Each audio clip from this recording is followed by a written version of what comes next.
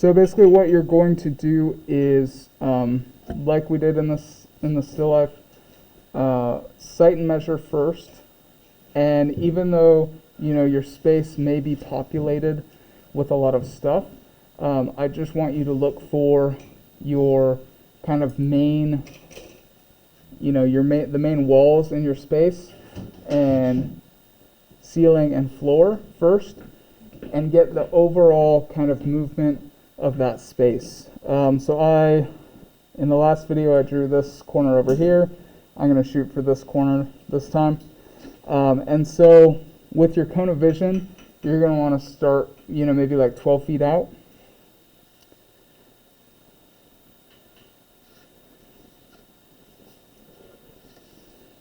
And so I'm going to do a little bit of kind of ignoring, you know, there's a lot of furniture I'm ignoring right now.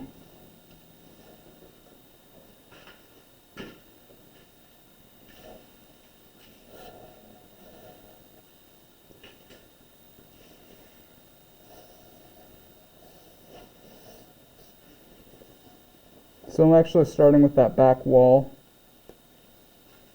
So this is my compositional rectangle, and then this is that back wall here. And then I'm actually going to sight those angles first.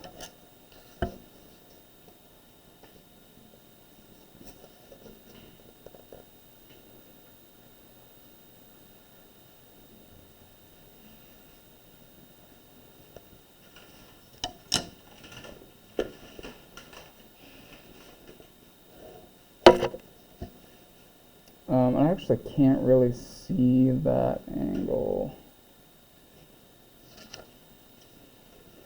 And then this was a little easier when I was looking in that corner, because there was like the storage stacks that I could kind of base my eye level off of. But I'm actually going to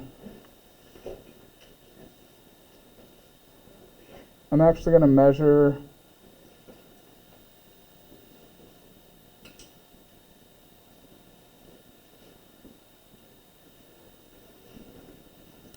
So I sighted and measured this, but my eye level is actually about halfway up on this wall. You know, somewhere like that.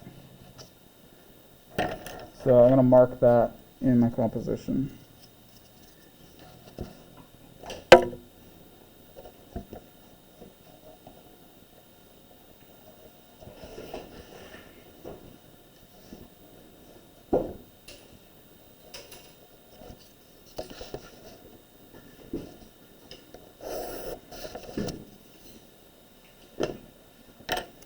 And then I'm going to basically sight this angle of this corner here and see where it hits on my eye level.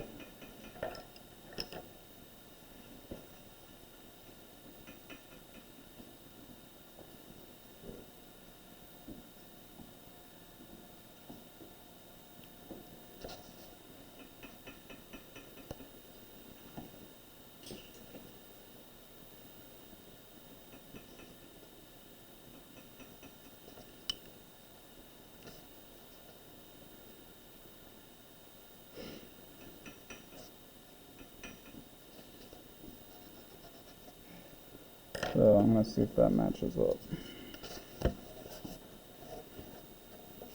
Yeah, that's pretty good.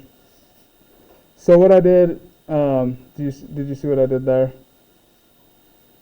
So what I did was, I had my eye level established, and basically what I needed to do to find this vanishing point is find the distance from the corner to that vanishing point. And so what I did is I took that measurement, I sighted that distance here, and then I rotated it and saw how that stacked relative to the overall height of the wall.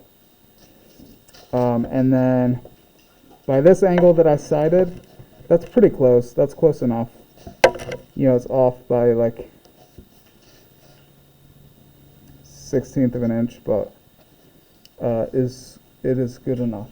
And then, so basically, you know, I have, there's like a table here.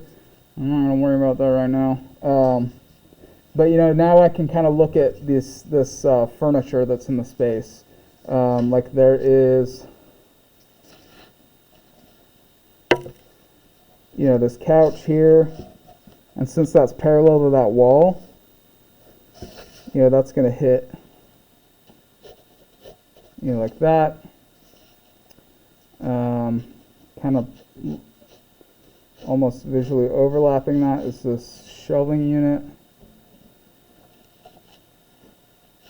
which hits about here.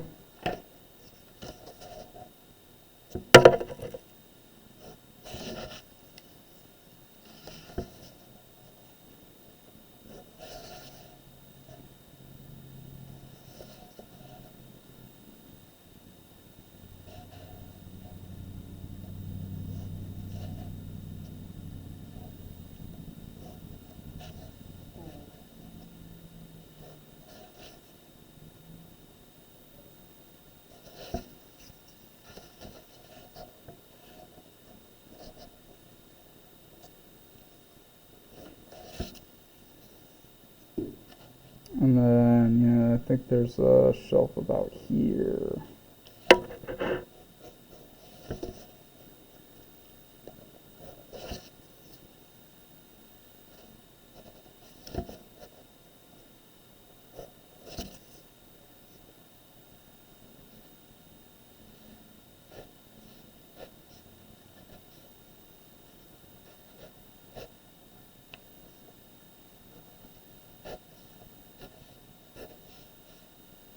So I'm kind of doing a combination of like freehand, you know, short lines, and then some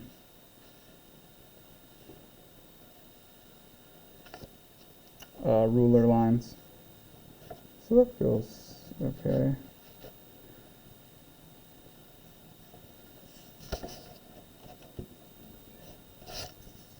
And so really, you know,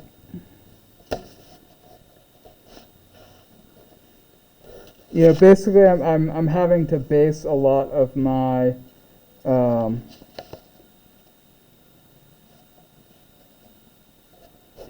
space is pretty dependent on like the furniture in the room.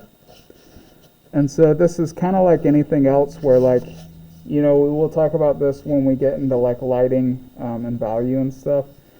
But basically a lot of your work can kind of be done for you just by choosing like what you're drawing, what angle you're drawing at. And so I have like a really shallow space here, and there aren't a lot of angles. Honestly, drawing this corner to the right, the space is a lot more obvious. And so, you know, that's something to consider.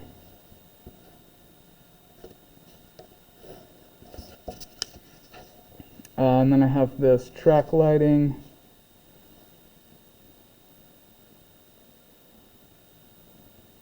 A little to the left of my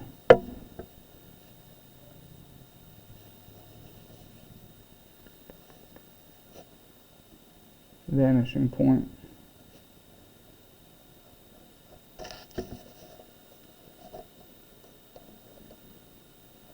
And that's going to go all the way across.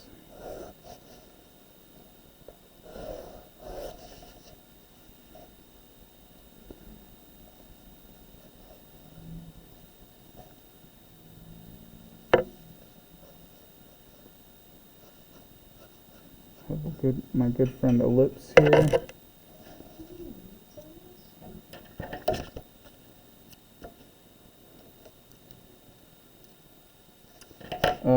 What else? There's this, you know, maybe that bracket goes like here. And then I have some ceiling tiles. Since this is pretty much one point,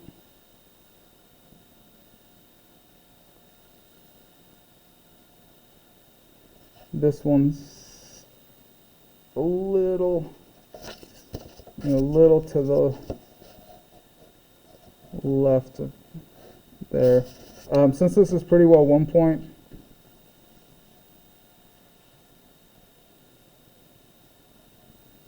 yeah, these will be evenly spaced.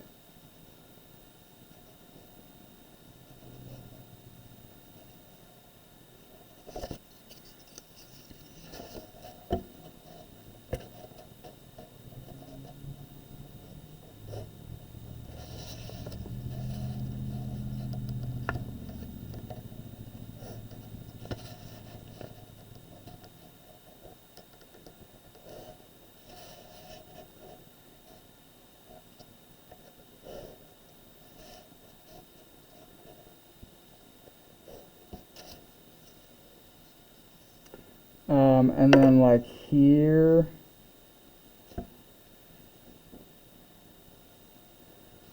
one, two, and then backtrack a little. I've got this weird light. One, two, three, four. I'm just gonna line up here. And so one thing, since we're doing, what I'm calling visual perspective, you don't have to, I can kind of eyeball and like sight, like this shape that's kind of sinking back up. Nailed it. And then I can kind of project that back with my vanishing point. This is kind of like a nice setup because I do have my vanishing point in the composition. But if you're having like a really harshly angled 2-point perspective, some of those vanishing points won't be in your composition, and so in that case, just kind of guess and think about what I was saying before about essentially, you're like estimating, and just as long as your kind of progression of angles fit, according to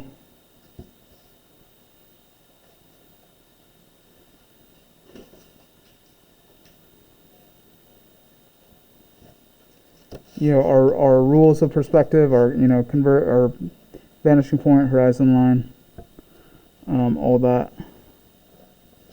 It'll make sense for the most part.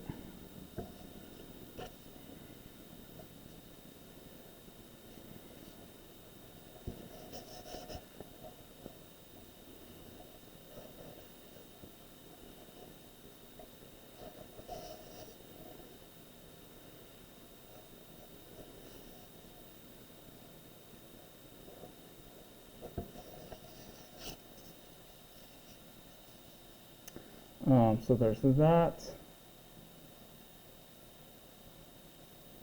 There's something else weird I was gonna.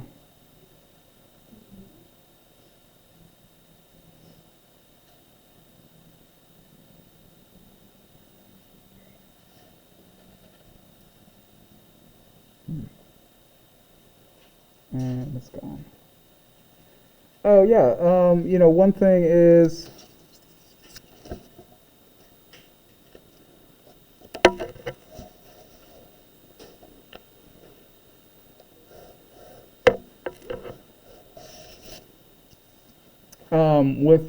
with these square tiles,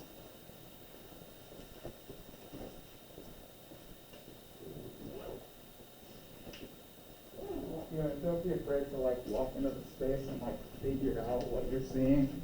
So basically there's a little space here, and then my squares are somewhere like that.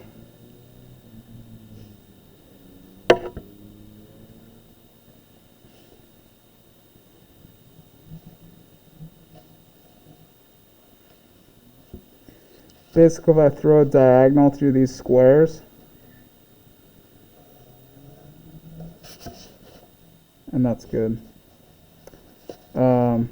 This is too shallow to show you, but basically if you say I have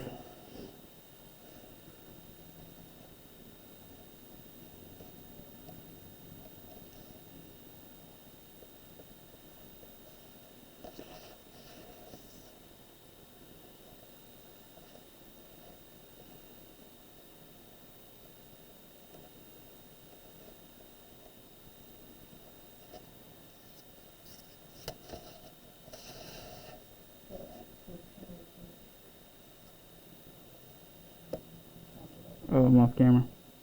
Okay, I'll fix that. So I'm just making a small grid right now, just to illustrate something.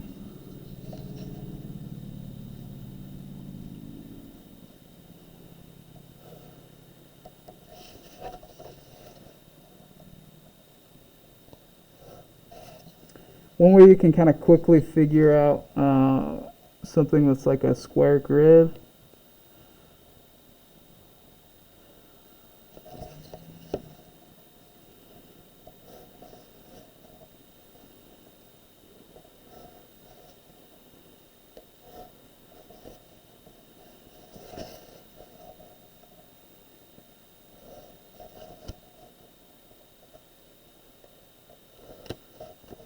It's a little wonky.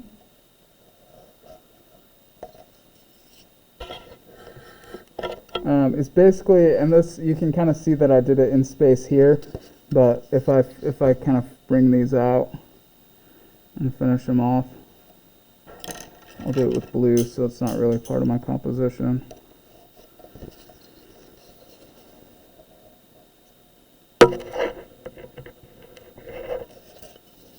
Yeah, if I connect that here,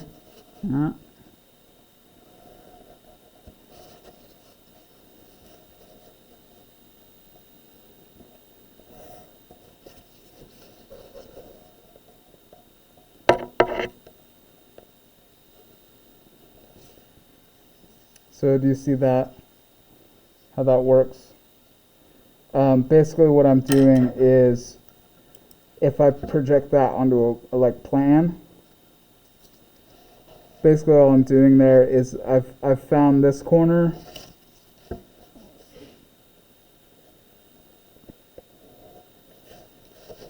and basically what you can do through space, you know, I just have to figure out this one, and then this can kind of keep